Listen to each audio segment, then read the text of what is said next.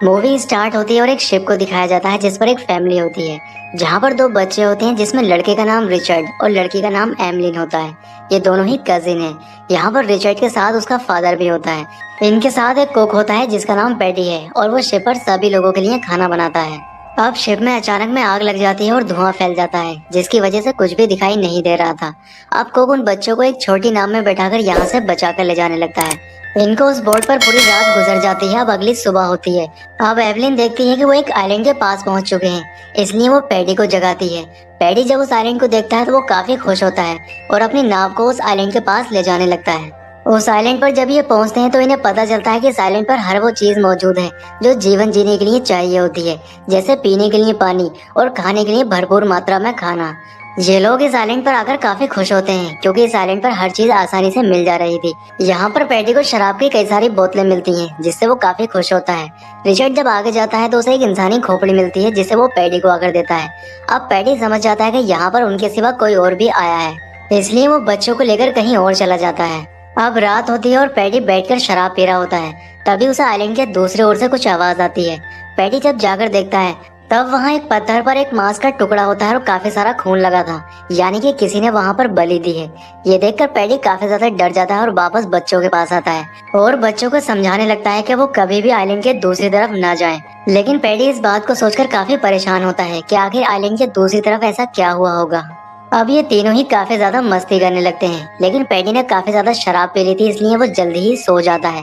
अब अगली सुबह होती है और पैडी देखता है कि उसकी शराब की कैन पानी में बह रही है, जिसे पकड़ने के लिए वो पानी में उतर जाता है, लेकिन नशे में होने की वजह से वो पानी में डूब जाता है। अब सुबह को जब बच्चे उठते हैं तो वो देखते हैं कि पैडी वहाँ पर नहीं है। वो उसकी तलाश करने लगते हैं। तब उन्हें पता चलता है कि पैडी आइलैंड के दूसरी तरफ है। वो बच्चे नाव लेकर उस तरफ पहुंच जाते हैं और वो देखते हैं कि पैडी मर चुका है। ये देखकर बच्चे काफी ज्यादा डर जाते हैं क्योंकि एक पैडी ही था जो उनका ख्याल रखा करता था, लेकिन अब वो भी मर चुका है और बच्चे यहाँ पर अब बिल्कुल अकेले हैं। अब रात होती है और ये बैठकर बातें कर रहे होते हैं। तब एमलिन रिचर्ड से कहती है कि उसे इस आइलैंड पर नहीं रहना, उसे कहीं और लेकर चलो। अब रिचर्ड एमलिन को लेकर एक दूसरे आइलैंड पर जाने लगता है। वहां जाने के बाद ये लोग अपने रहने के लिए घर बनाते हैं और एक आइलैंड पर किस तरह से सरवाइव किया जाता है ये इनको अच्छे से आता था क्योंकि पैडी ने इनको सब सिखा दिया था। इन लोगों को यहाँ रहते हुए कई साल गुजर जाते हैं और ये दोनों ही जवान हो चुके थे, इसलिए इनके शरीर में फिजिकल चेंजेस आते हैं और ये दोनों ही एक दूसरे को नोटिस करने लगते हैं और इन दोनों के ही अंदर एक दूसरे के लिए फीलिंग आने लगी थी। लेकिन ये उस फीलिंग से दोनों ही अनजान थे क्योंकि इस बारे में इन्हें कुछ भी पता नहीं था, क्योंकि ना ही तो इनकी कोई एजुकेशन हुई है जिससे इनको इस बारे में पता चल सके और ना ही इनको कोई बताने वाला था। एक दिन एमिली पानी में नहा रही होती है, तब उसकी बॉडी से ब्लड आने लगता है जिसे देखकर वो काफी डर जाती है और वो रिचर्ड को आवाज लगाती है। लेकिन बाद में उसे पता चलता है कि वो ब्लड उसी की बॉडी से आ रहा था, यानी कि वो उसका फर्स्ट पीरियड था। अब रिचर्ड यहाँ जाता है और एमलिन से उसके चिल्लाने की वजह पूछता है। तब एमलिन उससे कहती है कि कुछ नहीं हुआ है और वो उससे यहाँ से जाने के लिए कहती है। लेकिन पानी में काफी ज्यादा ब्लड देखकर वो एमलिन से पता करने लगता है कि आखिर क्या हुआ है। उसे लगता है कि शायद एमलिन को कोई चोट लगी है और वो एमलिन की चोट को देखने के लिए कहता है। लेकिन एमलिन उसे इस बारे में कुछ भी बताना नहीं चाहती थी, इसलिए रिचर्ड को गुस्सा आ जाता है। उसे लगता है कि एमलिन उसे काफी कुछ छुपाने लगी है, इसलिए वो यहाँ से चला जाता है। अब जैसे जैसे टाइम बीतता है ये दोनों ही एक दूसरे की तरफ अट्रैक्टिव हो रहे थे। एक दिन एमलिन को एक ड्रम बजने की आवाज आती है। जब वो जाकर देखती है तो वो आवाज दूसरे आइलैंड की तरफ से आ रही थी, इसलिए एमलिन वहां जाकर देखने लगती है। तब उसे पता चलता है कि यहाँ पर एक बहुत बड़ी मूर्ति है और उस मूर्ति से खून निकल रहा था।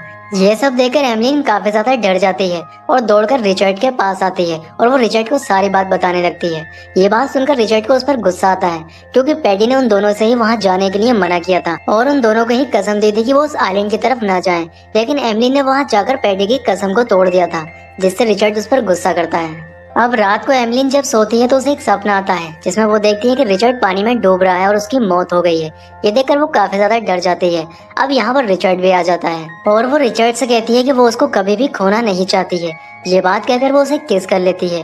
अब रिचर्ड के अंदर फीलिंग आ जाती है और वो उसके करीब आने की कोशिश करता है, लेकिन एमलिन को ये अच्छा नहीं लगता और वो वहाँ से चली जाती है। अब सुबह होती है और रिचर्ड कहीं जाने लगता है। तब एमलिन उसे रोकने की कोशिश करती है, लेकिन वो गुस्से में होता है, उसकी बात नहीं सुनता और वहाँ से चला जाता है। अब एमलिन उसे मनाने के लिए उसके पीछे जाती है। तब वो एक पत्थर के पीछे कुछ कर रहा होता है।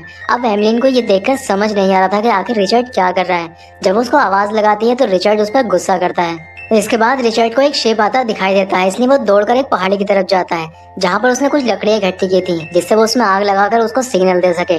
लेकिन उसको जाने में देर हो जाती है और शिव वहाँ से चली जाती है, जबकि एमलिन भी वहीं थी। अगर वो चाहती तो उसमें आग लगाकर सिग्नल दे सकती थी, लेकिन वो ऐसा नहीं करती है क्योंकि एमलिन को यहाँ रहना अब अच्छा लगने लगा था।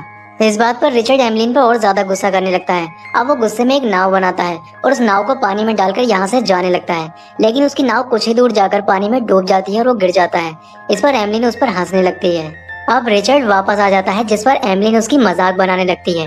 वो उससे कहती है कि वो जानती है कि वो उस दिन पत्थर के पीछे क्या कर रहा है। इस पर रिचर्ड उस पर गुस्सा करता है और उससे कहता है कि क्या तुम मुझे छुपकर देखती हो। तब एमलिन उससे कहती है कि जब मैं बिना कपड़ों के होती हूँ तब तुम भी मुझे छुपकर देखा करते हो, ये बात मैं अच्छे से जानती हूँ। अब रिचर्ड को और ज्यादा गुस्सा आता है और वो झोपड़ी के अंदर जाता है, जहाँ पर वो एमलिन का सारा सामान निकालकर बाहर फेंक देता है। वो उससे कहता है कि ये झोपड़ी मैंने बनाई है और तुम अब मेरे साथ नहीं रह सकती, इसलिए एमलिन को अब बाहर ही रहना पड़ता है। जब बरसात आती है तो एमलिन एक छोटी सी गुफा में छुप जाती है। इसके बाद हम देखते हैं कि एमलिन एक मूर्ति के पास फूल लेकर जाती है। दरअसल वो उस मूर्ति को अपना गॉड मानने लगी थी। एमलिन जब फूल रखकर वापस आ रही होती है तब उसका पैर एक जहरीली मछली पर पड़ जाता है, जिससे वो जख्मी हो जाती है। अब रिचर्ड ने एमलिन को बहुत दिनों से देखा नहीं था, इसलिए रिचर्ड को एमलिन की फिक्र होने लगती है और वो उसको देखने के लिए दूसरे आइलैंड पे जाता है। जब वहाँ वो जाकर देखता है तो एमलिन काफी बीमार थी, इसलिए वो एमलिन से पूछता है कि आखिर तुम्हें क्या हुआ है। तब वो उसको बताती है कि उसका पैर एक जहरीली मछली पे पड़ गया था, जिसकी वजह से वो बीमार हो गई है। अब वो रिचर्ड से कहती है कि मुझको मेरे गॉड के पास लेकर चलो। अब रिचर्ड उसको उठाकर उस मूर्ति के पास ले जाता है और उससे प्रेयर करने लगता है। वो उससे कहता है कि एमलिन जल्द ही ठीक हो जाए। अब कुछ देर के बाद एमलिन पूरी तरह से ठीक हो जाती है, इसलिए रिचर्ड उसको अपने साथ ले आता है और ये लोग फिर से साथ रहने लगते हैं। एक दिन रिचर्ड और एमलिन बैठकर बातें कर रहे होते हैं, तब ये लोग एक दूसरे के करीब आते हैं और इनके बीच में फिजिकल रिलेशन हो जाता है। अब इन दोनों ने ही उस फीलिंग को पहली बार समझा था जो इनके अंदर काफी दिनों से आ रही थी, और ये इस फीलिंग को दिन में कई बार एंजॉय करने लगे थे क्योंकि इसमें इनको काफी मजा आने लगा था। अब इसी तरह से इनको इस आइलैंड पर काफी समय गुजर जाता है। एक दिन रिचर्ड देखता है कि एमलिन उसको बिल्कुल भी टाइम नहीं दे रही है। तब रिचर्ड एमलिन से कहता है कि क्या वो उससे अब प्यार नहीं करती है। तब एमलिन उससे कहती है कि ऐसी बात नहीं है, दरअसल मेरी तबीयत खराब है और मुझे ऐसा लगता है कि शायद मेरे पेट में कुछ है। अब वो रिचर्ड का हाथ अपने पेट पर रखती है, तब उसके पेट में कुछ हलचल होने लगती है। अब ये देखकर रिचर्ड उससे कहता है कि तुम्हारा पेट ही खुद से ही क्यों हिल रहा है। दरअसल एमलिन प्रेग्नेंट हो चुकी थी और इस बात से ये दोनों ही अनजान थे। एक दिन रिचर्ड आइलैंड के दूसरी ओर जाता है और वहाँ पर वो देखता है कि कुछ आदिवासी लोग एक आदमी की बलि चढ़ा रहे थे। ये देखकर वो काफी ज्यादा डर जाता है और दौड़कर एमलिन के पास आता है, लेकिन एमलिन के पेट में दर्द होने की वजह से वो काफी चिल्ला रही थी। अब रिचर्ड आके उसकी मदद करने लगता है। दरअसल एमलिन का डिलीवरी का वक्त आ गया था और यहाँ पर वो एक बच्चे को जन्म देती है। उस बच्चे को देखकर ये काफी खुश होते हैं और अपनी झोपड़ी में ले आते हैं। कुछ देर के बाद वो बच्चा रोने लगता है। इनको लगता है कि शायद ये बच्चा भूखा है, इसलिए उसको ये खाना और पानी पिलाने लगते हैं, लेकिन इनको ये पता ही नहीं था कि इस बच्चे को इन सब चीजों की नहीं बल्कि माँ के दूध की जरूरत होती है। अब बच्चे को रोता देख एमलिन उसको सीने से लगा लेती है, जिस पर वो अपना खाना खुद से ही लेना शुरू कर देता है। ये बच्चा एक लड़का था और इसका नाम ये पैडी रखते हैं क्योंकि ये अपने कुक पैडी को काफी मिस किया करते थे। अब इस बच्चे के साथ ही इस आइलैंड पर काफी खुश रहने लगे थे और इस बच्चे को काफी ज्यादा प्यार किया करते थे। अब इसी तरह से इनको इस आइलैंड पर कुछ साल गुजर जाते हैं और वो बच्चा भी कुछ बड़ा हो जाता है। अब रिचर्ड उस आइलैंड पर जाता है जहाँ पर वो पहली बार पैडी के साथ आया था। यहाँ पर वो अपने बचपन की चीजों को देखकर अपने बचपन को मिस करने लगता है। यहाँ पर इनका बेटा एक पेड़ के पास खड़ा होता है और उस पर लगी जहरीली बेरी को तोड़कर अपनी नाव में रख लेता है। अब एमलिन जब वापस आने के लिए अपनी नाव में चढ़ती है तो उसके हाथ में से पतवार गिर जाता है, जिससे उसकी नाव आगे जाने लगती है। वो रिचर्ड को आवाज लगाती है और रिचर्ड दौड़ कर आता है और नाव का पीछा करने लगता है, लेकिन रिचर्ड के पीछे एक शार्क पड़ जाती है। अब रिचर्ड को शार्क से बचाने के लिए एमलिन दूसरा पतवार शार्क के ऊपर फेंक के मार देती है, जिससे शार्क यहाँ से चली जाती है और रिचर्ड नाव के ऊपर चढ़ जाता है। लेकिन नाव को कंट्रोल करने के लिए इनके पास अब कुछ भी नहीं बचा था, इसलिए नाव समुद्र की गहराइयों की तरफ जाने लगती है। अब इनकी नाव को समुद्र में चलते हुए काफी समय हो जाता है और इनको भूख भी लगने लगती है, जिसकी वजह से इनका बच्चा उस जहरीली बेरी को खा लेता है, जिसको एमलिन देख लेती है और उसे लगता है कि उसका बच्चा अब कुछ ही समय में मर जाएगा। इसलिए अब रिचर्ड फैसला करता है कि वो दोनों भी ये बेरी खाकर अपनी जान दे देंगे, जिससे वो दोनों ही बेरी को खा लेते हैं और बेहोश हो जाते हैं। दरअसल ये बेरी इतनी जहरीली नहीं थी जिससे किसी की जान चली जाए, इसलिए तीनों ही बेहोश हो जाते हैं। अब इनकी बोट को समुद्र में बहता देख रिचर्ड का फादर उसे देख लेता है और उसके पास आ जाता है। वो अपने आदमियों से इन तीनों को ही चेक करने के लिए कहता है। जब वो उसे चेक करते हैं तब उन्हें पता चलता है कि ये तीनों ही बेहोश हैं और अभी जिंदा हैं, इसलिए उनको बचा लिया जाता है। इसके साथ ही मूवी का एंड हो जाता है।